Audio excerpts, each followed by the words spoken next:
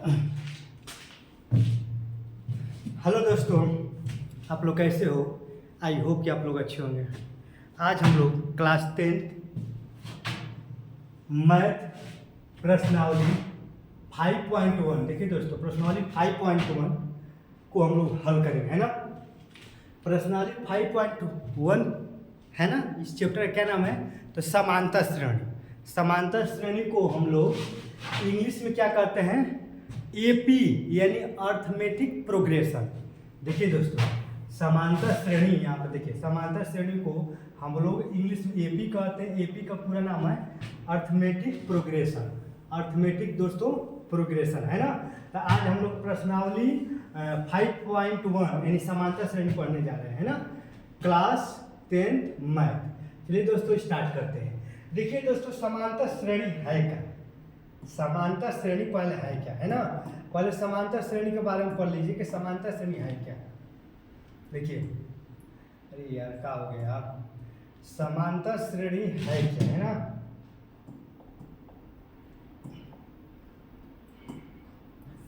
देखिए दोस्तों, समांतर श्रेणी है क्या? तो समांतर श्रेणी का मतलब होता है जिसमें समान अंतर हो। समांतर श्रेणी का मतलब होता है दोस्तों जिसमें, देखिए, समांतर श्रेणी का मतलब जिसमें समान अंतर हो। जिसमें समान अंतर होगा वही समांतर श्रेणी होगा, है ना। जैसे में कि देखिए दोस्तों, जैसे में 2, 4, 6, 8, 10, 12 ऐसे अनंत तक। देखिए इसमें समान अंतर है ना, क्योंकि इनके बीच में 2 का अंतर है। इनके बीच में भी 2 का अंतर है। इनके बीच में भी 2 का अंतर है। इनके बीच में भी 2 का अंतर है। इनके बीच में भी 2 का अंतर है ना। क्योंकि इसमें 2 जोड़ेंगे तो 4 आएगा, 4 में 2 6, 6 में 2 8, 8 में 2 10, 10 में 2 12। तो समान अंतर आ रहा है कि नहीं? जब समान अंतर आएगा तो समांतर श्रेणी कहलाएगा। आप समझ गए हो ना? कुछ है नहीं समांतर श्रेणी, एकदम हलवा है। बस यही समझना है कि जिसमें समान अंतर होगा वो समांतर श्रेणी होगा। जैसे कि हम दे 3, 5, 7, 10 और 13 ये करता है, ये समांतर श्रेणी में है। तो आप देखिए इसमें 2 का अंतर है, इसमें भी 2 का, इसमें 2 का है ना, इसमें 3 का है ना। क्योंकि 3 2 5, 5 2 7, 7 3 10 होगा और 10 3 13। तो इसमें तो 2 2 का अंतर है, इसमें 3 3 का अंतर है। तो ये समांतर श्रेणी में है। तो आप कहें कि ये समांतर श्रेणी में नहीं है। क्यों नहीं है? क्योंकि समान अंतर नहीं है। यहाँ पर 2 2 का अंतर है, यहाँ पर 3 3 का अंतर हो रहा है।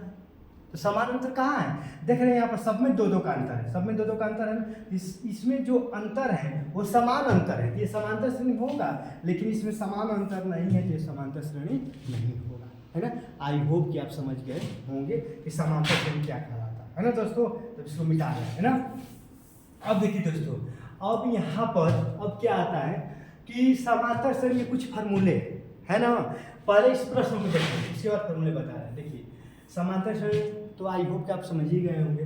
पर ये प्रश्न है कि प्रत्येक किलोमीटर के बाद एक टैक्सी किराया, जबकि प्रथम किलोमीटर के लिए किराया 15 रुपया है, प्रत्येक अतिरिक्त किलोमीटर के लिए किराया 8 रुपया है। कहने का मतलब कि देखिए दोस्तों, एक टैक्सी, मान लीजिए यहाँ से यहाँ तक हमें जाना है। हमें देखिए दोस्तों, मान लीजिए हमें यहाँ से यहाँ तक जाना है। एक आपका टैक्सी है ना। तो ये टैक्सी जो है एक नियत किराया है, टैक्सी का एक नियत किराया है। यहाँ पर देखिए क्या ना लिखा है, ये जो 15 रुपया है ना दोस्तों, ये टैक्सी का नियत किराया है ना। यहाँ पे लिखा है कि प्रत्येक किलोमीटर के बाद का टैक्सी का किराया, जबकि प्रथम किलोमीटर के लिए किराया 15 रुपया है ना, और प्रत्येक किलोमीटर के लिए किराया 8 रुपया है। यहाँ पे ये कह रहा है कि एक टैक्सी है, तो ये जो एक टैक्सी है ना, तो मान लीजिए यहाँ से यहाँ तक उसको जाना है। तो जो टैक्सी है ना, जो प्रथम किलोमीटर लिखा है ना, प्रथम किलोमीटर माने जो पहले 1 किलोमीटर वो तय कर रहा है। तो पहले 1 किलोमीटर, मान लीजिए यहाँ से यहाँ तक 1 किलोमीटर होगा, यहाँ से यहाँ तक मान लीजिए 1 किलोमीटर है। फिर यहाँ से यहाँ तक मान लीजिए कि 1 किलोमीटर है। फिर यहाँ से यहाँ तक मान लीजिए कि 1 किलोमीटर है ना, किलोमीटर। और यहाँ से यहाँ तक मान लीजिए कि 1 किलोमीटर है ना। तो जो वो पहले किलोमीटर के जो टैक्सी किराया ले रहा है वो 15 रुपये ले रहा है। कितना रुपये ले रहा है? 15 रुपये ले रहा है ना। कितना रुपये ले रहा है? 15 रुपये ले रहा है। पहले वो पहले 1 किलोमीटर का किराया 15 रुपये खुद ही कह रहा है। तो प्रथम किलोमीटर का जो किराया ले रहा है उस 15 रुपये ले रहा है। अब उसके बाद वाले देखो प्रत्येक अतिरिक्त मैंने इसके बाद वाले कितने रुपये किराया ले रहा है 8 रुपये। इसके बाद जो चल रहा है 1 किलोमीटर वो 8 रुपये, इसके लिए भी 8 रुपये ले रहा है, इसके लिए भी 8 रुपये ले रहा है, इसके लिए भी 8 रुपये ले रहा है। समझ रहे हैं आप बात करो। एक टैक्सी है वो पहले किलोमीटर जब आप चल रहे हैं तो 15 रुपये ले रहा है ना। उसके बाद आपको 8 रुपये ले रहा है 1 किलोमीटर में, लेकिन पहले आपको 15 रुपये ले रहा है। अब इसको श्रेणी में बनाना तो कैसे बनाएंगे देखिए दोस्तों, आप 15 रुपये है ना, आपको यहाँ से यहाँ तक जाना है, आपको यहाँ से यहाँ तक जाना था, आप 15 रुपये देंगे कि नहीं देंगे ना 15 रुपया। उसके बाद आप यहाँ से यहाँ तक आ गए है ना, समझिए। मान लीजिए आपको यहाँ से यहाँ तक जाना है, आपको यहाँ से यहाँ तक जाना है, तो पहले आप यहाँ से यहाँ तक आएंगे तो उसको 15 रुपये देंगे। फिर यहाँ से यहाँ तक चले आए तो उसके बाद आप यहाँ से यहाँ तक चले आए, फिर यहाँ से आप यहाँ तक जाएंगे है ना। तो इसमें 15 और 8, 15 और प्लस 8 आप कितना भाड़ा देंगे। पहले तो आप 15 रुपये भाड़ा दिए, देखिए यहाँ पर पहले आप 15 रुपये भाड़ा दिए, उसके बाद आप 15 और 8 इतना रुपये, पहले 15 रुपया भाड़ा देंगे है ना। उसके बाद आप 15 8 कितना होगा 23 रुपये ना दोस्तों। उसके बाद आप 23 रुपये भाड़ा देंगे ना। जब कोई व्यक्ति यहाँ से यहाँ तक आएगा तो 15 रुपये भाड़ा देगा। जब कोई व्यक्ति यहाँ से यहाँ आएगा तो उसको 23 रुपये भाड़ा देना पड़ेगा, क्योंकि 15 में 8 आप जोड़ देंगे। जब कोई व्यक्ति यहाँ से यहाँ तक आएगा तो 23 में 8 जोड़ेंगे तो कितना हो गया दोस्तों आपका 31 हो जाएगा। होगा कि नहीं, हो रहा है ना। उसके बाद जब कोई व्यक्ति यहाँ से यहाँ तक आएगा तो आपको 31 में 8 जोड़ना पड़ेगा, तो कितना होगा दोस्तों 39 रुपये है ना। मैंने कोई व्यक्ति यहाँ है, यहाँ पाएगा तो 15 रुपये देगा, कोई व्यक्ति यहाँ पर है यहाँ पाएगा तो उसको 15 8 23 रुपये देना पड़ेगा। कोई व्यक्ति यहाँ पर है यहाँ पा गया है ना, तो यहाँ से यहाँ तक 23 और 23 8 31 रुपये देना पड़ेगा। और जब कोई व्यक्ति यहाँ पर है उसको यहाँ पर जाना है ना, तो यहाँ तक कितना रुपये 31 8 39 रुपये, यहाँ पाएगा तो उसको 39 रुपये देना पड़ेगा। तो ये बताइए कि आप कितना रुपये दे रहे हैं। पहले आप 15 रुपये दे रहे हैं, कितना दे रहे हैं, पहले आप 15 रुपये दे रहे हैं, उसके बाद आप 23 रुपये दे रहे हैं, उसके बाद आप 31 रुपये दे रहे हैं है ना, उसके बाद आप 39 रुपये दे रहे हैं। ऐसे ही आप डाइरेक्ट करके आप जितने आप डिस्टेंस तय करेंगे उतने आपको रुपया देना पड़ेगा है ना। तब देखिए समान अंतर है। हाँ देखिए इसमें 8 का अंतर है, समान अंतर है। इसमें 8 का अंतर है, इसमें 8 का अंतर है, समान अंतर है कि नहीं। तो यही कह रहा है कि बताइए कि कौन कौन सी सूची एपी में है और क्यों है। तो आप लिखेंगे कि ये पहला जो है कि समांतर श्रेणी में है। क्यों है, क्योंकि इनमें जो अंतर है, अंतर जो है क्या है, ये अंतर समान है। क्यों है, क्योंकि अंतर समान है। आज जब ये अंतर समान है तो ये समांतर श्रेणी में है। आई होप कि आप समझ गए होंगे है ना, कि पहले 15 रुपया इसमें 8 जोड़ते जाइए है ना। अब देखिए दोस्तों, अब अगला क्वेश्चन बता रहे हैं ना। अगला क्वेश्चन क्या है आपका, अगला क्वेश्चन ये है, देखिए दोस्तों अगला क्वेश्चन ये है आपका, ये वाला।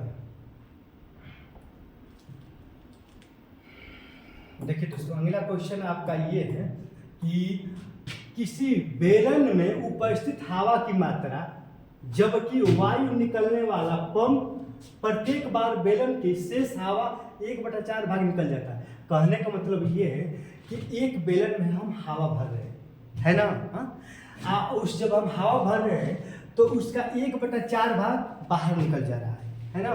तो इसको समांतर श्रेणी में कह रहा है कि बताइए कि समांतर श्रेणी में है कि नहीं। तो मान लीजिए कि एक बेलन है, बेलन में उपस्थित हवा की मात्रा, एक बेलन है ना, बेलन मैंने समझ रहे, सिलेंडर जो एक बड़ा सा सिलेंडर नहीं होता है, मान लीजिए आपका गैस में जो एलपीजी है सिलेंडर वही है हाँ, मान लीजिए है ना।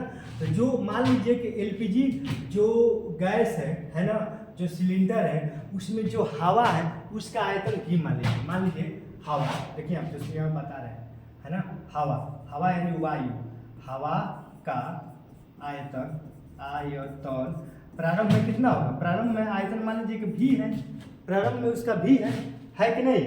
और उसके प्रत्येक बार बेलन की शेष हवा 1/4 भाग निकल रहा है ना, कितना भाग 1/4 भाग निकल रहा है, देखिए 1/4 भाग निकल रहा है ना।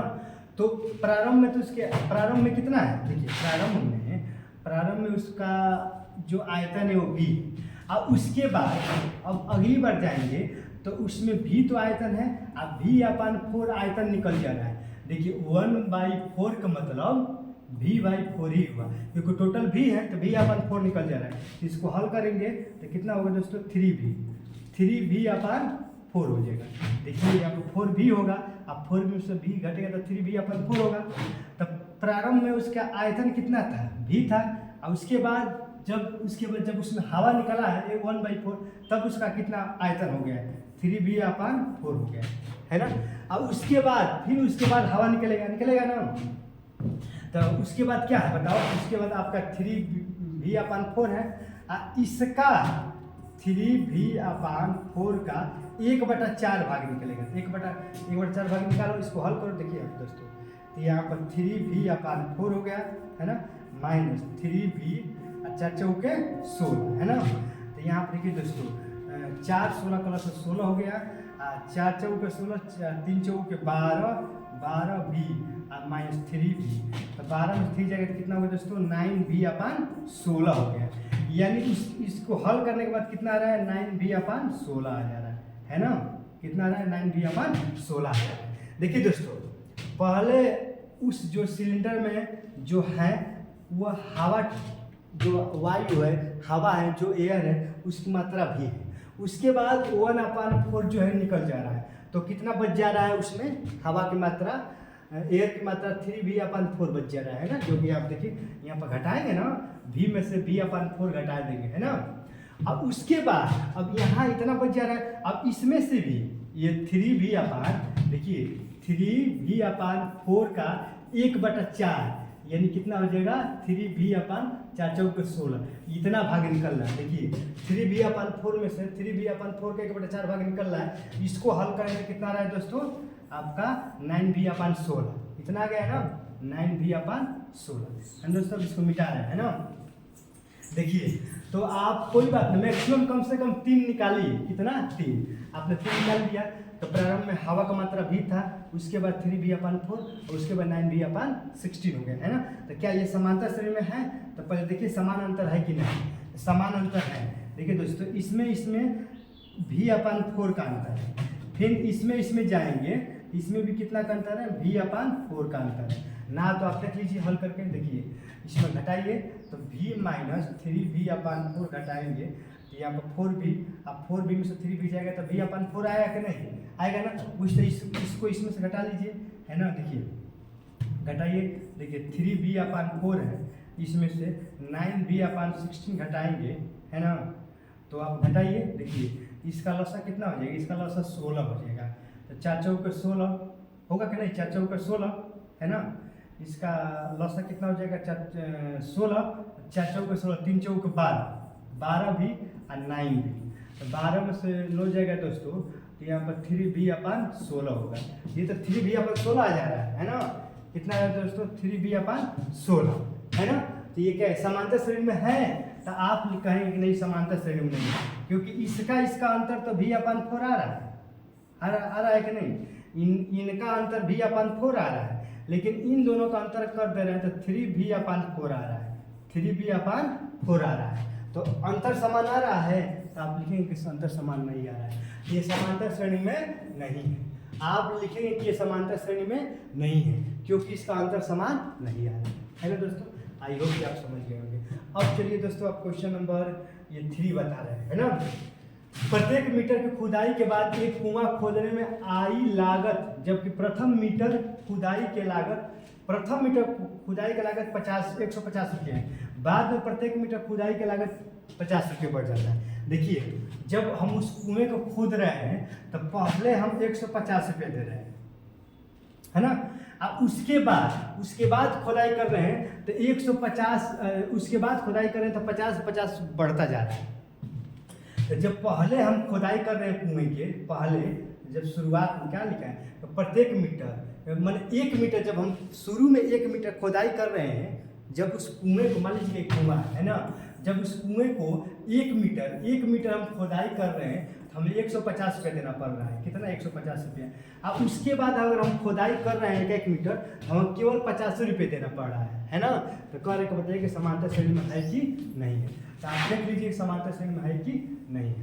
अब देखिए यहाँ पर है ना, तो ये 50 रुपया है। अगली अगर 2 मीटर खोदाई करेंगे तो हमें 200 रुपये देना पड़ेगा, है ना।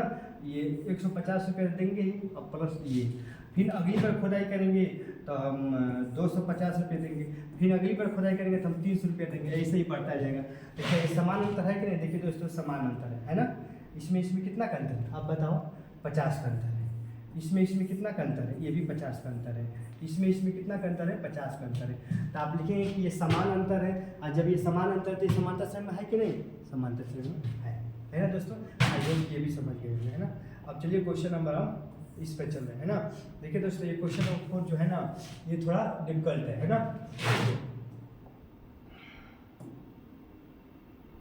देखिए दोस्तों क्वेश्चन नंबर जो 4 है वो थोड़ा देखिए बड़ा है। खाते में प्रत्येक वर्ष के मिश्र धन जबकि इतने रुपए राशि 8% वार्षिक दर से चक्रवृद्धि ब्याज पर जमा की जाती है।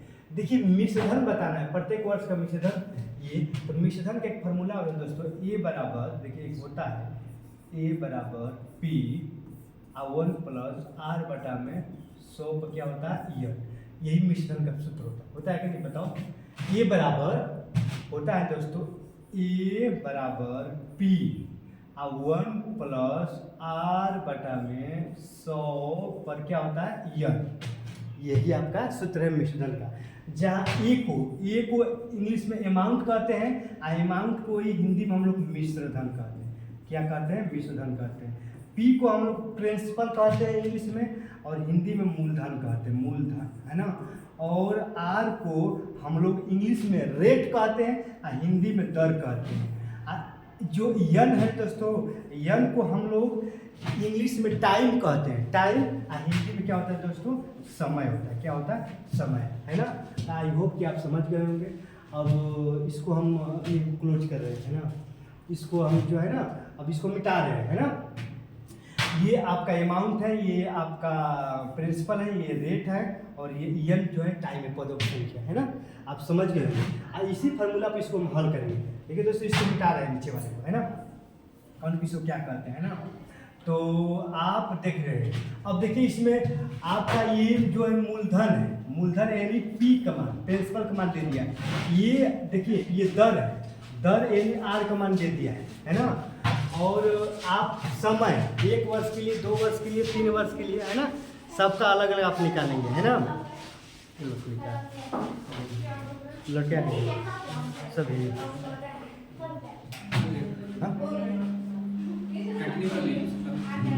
तो देखिए दोस्तों, तो ये यहाँ पर है ना। तो यहाँ पर इस सूत्र पर रखो, है ना, इस सूत्र पर रखो।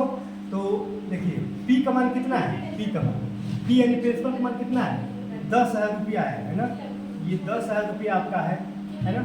हाँ 1 प्लस देखिए दोस्तों 1 देखिए यहाँ पर आप रखिए 10,000 रुपया, है ना। 1 प्लस आर के जगह पर इतना बटा में 100 कर दीजिए। आज समय 1 वर्ष के लिए करेंगे। देखिए प्रत्येक वर्ष का रहा है तो पहले 1 वर्ष के लिए निकालिए, उसके बाद 2 वर्ष के लिए निकालिए। तो ये 1 वर्ष के लिए आपका इतना हो गया, है ना।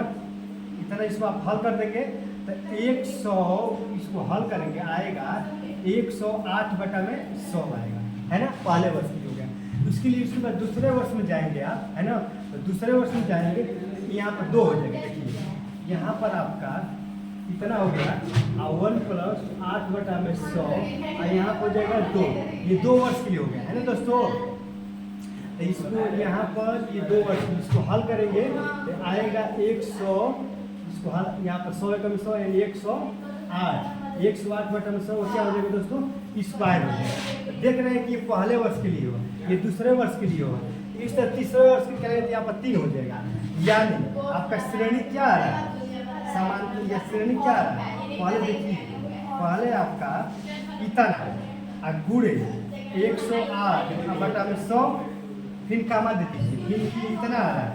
देखिए दोस्तों गुड़े 108 बटा में 100 का स्क्वायर आ रहा है, 2 आ रहा है दोस्तों। उसी तरह एक और हल करेंगे तीसरा को, तो आप देखेंगे कि इसका इतना आएगा 108 इतना आएगा बटा में क्यू आएगा, है ना। इस तरह आगे डाइजेस्ट करते हुए आगे तक आता जाएगा। अब बताइए कि समांतर श्रेणी में है कि नहीं। ये पहला पद, ये दूसरा पद ये और तीसरा पद ये है ना दोस्तों। ये बताइए कि समांतर श्रेणी में है कि नहीं। ये कब बताएंगे? जब आप इसमें से इसको अंतर करेंगे, जब दूसरे पद में से पहले पद को जब आप घटाएंगे और जब समान अंतर होगा तभी तो आप बताएंगे कि समांतर श्रेणी में है कि नहीं। इसको आपको हल करना है। दूसरे पद में से पहले पद घटाइए, अगर समान आ रहा है तो समांतर श्रेणी में होगा और समान नहीं आ रहा है तो समान श्रेणी में नहीं होगा। है दोस्तों, और वीडियो के एक व्यायाम करते हैं। आई होप कि आपको अच्छा है।